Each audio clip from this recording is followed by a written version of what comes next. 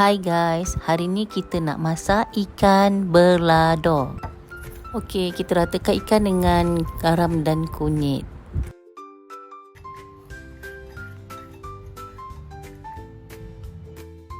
Okey, kita potong bawang putih. Kita nak chopper ya. So kita masuk ke dalam ni chopper.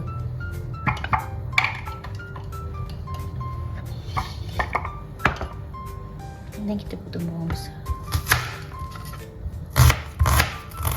Dan kita masukkan macam ni.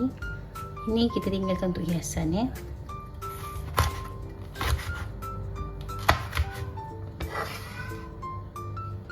Kita chopper dia.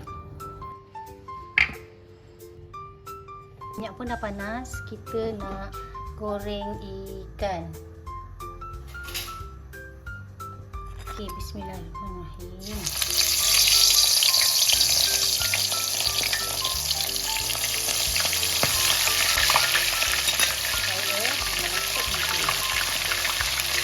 Kita dah boleh angkat lah ikan kita ni.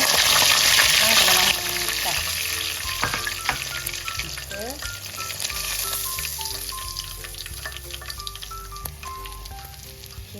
Okey, sekarang ni kita buka api untuk kita nak tumis cili tadi. Bawang.